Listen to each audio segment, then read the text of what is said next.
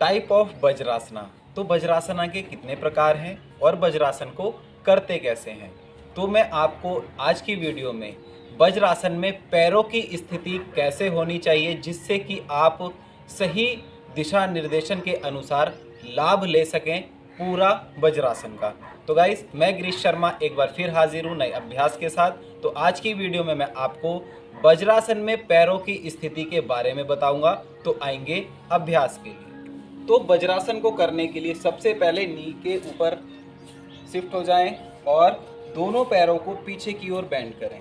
अब हमें एड़ी की स्थिति कैसे होनी चाहिए हमारी, तो कई लोग जो होते हैं बिल्कुल स्ट्रेट करते हैं एंकल को और एड़ी के ऊपर बैठ जाते हैं इस प्रकार, और कई व्यक्ति जो होते हैं वो एक दूसरे के ऊपर पैर को रखते हैं और इस प्रकार बैठ जाते हैं। तो ये स्थिति अलग अलग बीमारियों में अलग अलग लाभ के लिए इस वेरिएशन को किया जाता है, परंतु जो मेन वज्रासना है उसका जो वेरिएशन है उसमें हम दोनों पैरों के बीच में गैप देते हैं हल्का सा, और फिर दोनों पैरों के अंगूठे को आपस में टच करते हैं और एड़ी को बाहर की ओर निकालते हैं, और फिर पर्याप्त मात्रा में जगह बन जाती है बीच में और वहाँ बैठते हैं इस प्रकार। तो ये है वज्रासन। मेन वज्रासन का अभ्यास इसी प्रकार से किया जाता है।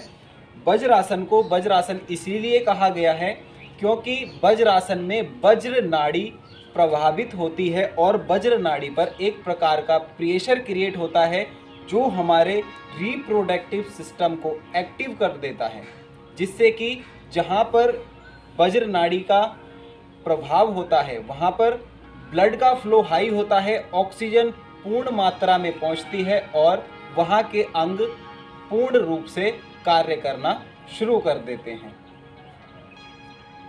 कई व्यक्ति ऐसे होते हैं जो वज्रासन में बैठते हैं परंतु उनके एंकल में पेन आने लगता है, टकने में दर्द होने लगता है। तो उन व्यक्तियों को वज्रासन कैसे करना है, तो एक ब्लैंकेट ले लें, अच्छे से उसे फोल्ड कर लें और फिर अपने टखनों के नीचे इस प्रकार रखें, दोनों टखने ब्लैंकेट के ऊपर रखें और पर्याप्त मात्रा में फिर से जगह बनाएं, एड़ी को बाहर करें, दोनों अंगूठों को बीच में टच करें और बीच में इस प्रकार बैठ जाएं।